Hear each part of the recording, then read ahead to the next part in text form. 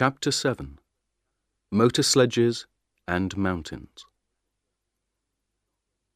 Scott had 2 motor sledges now.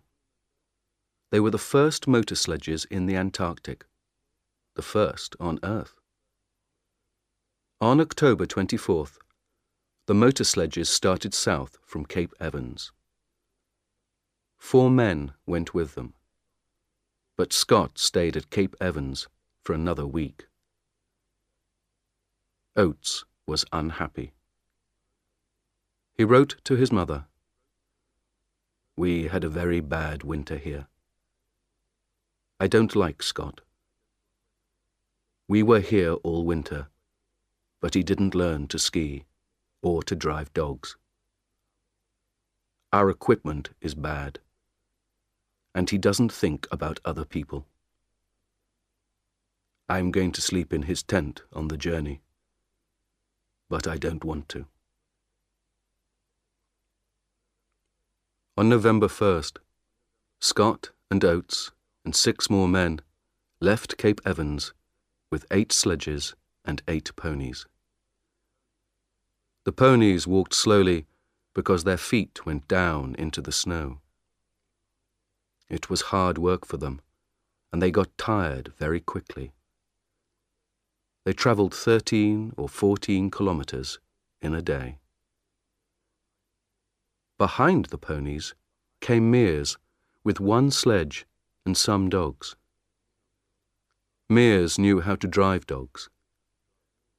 Every day, Mears started 2 hours after the ponies and arrived 2 hours before them. After 5 days, they found the motor sledges. The Norwegians began again on October 20th. There were 5 men this time: Amundsen, Bjaaland, Wisting, Hassel, and Hansen. They had 4 sledges and 48 dogs. There was a lot of wind and fog. On the first day, Wisting's sledge suddenly stopped, and the back went down. "Come on, you dogs," he said angrily. "Pull, pull." At first, nothing happened. Then, slowly, the sledge moved again. Wisting looked down over the side of the sledge. Under the snow, there was a 50-metre hole. "Did you see that?" Amundsen said. "The ice wants to eat us.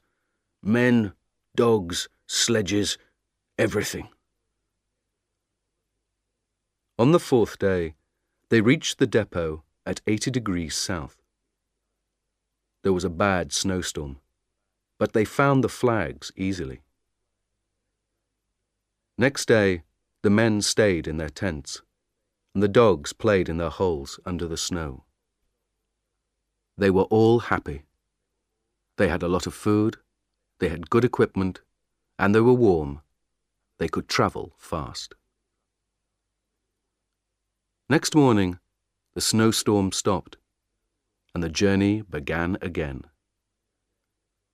"Today, everything is wonderful," Bjaaland wrote in his diary.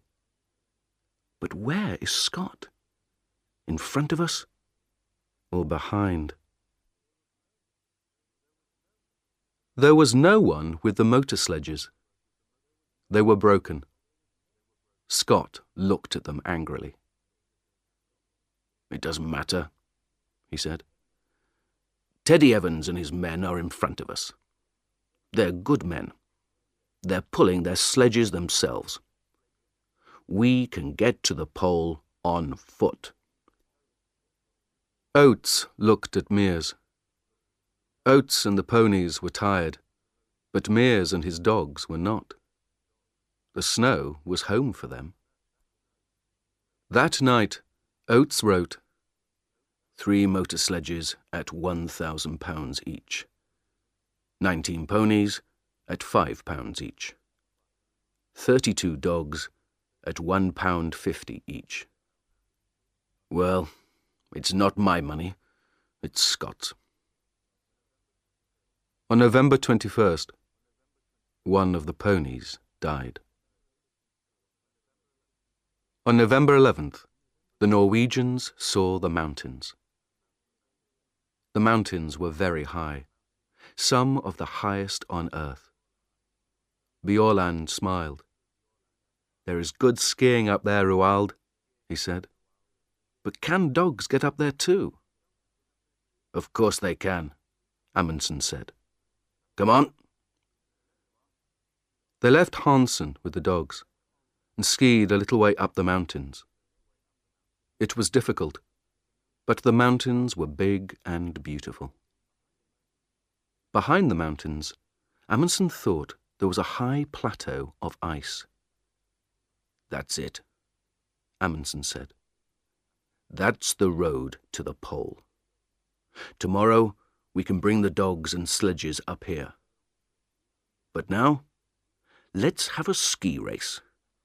Who can get back to camp first?" They laughed and skied happily down the white snow.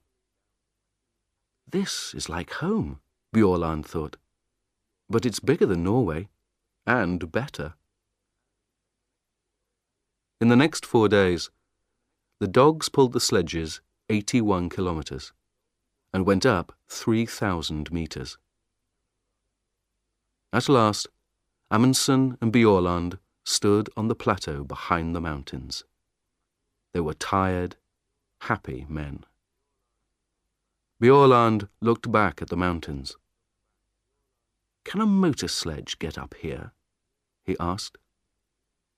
Amundsen smiled. "No," he said. "I don't think so. And Scott doesn't like dogs. So his men are going to pull their sledges up these mountains themselves. Would you like to do that, Olaf?" Bjaaland didn't answer. He smiled and skied happily away across the snow.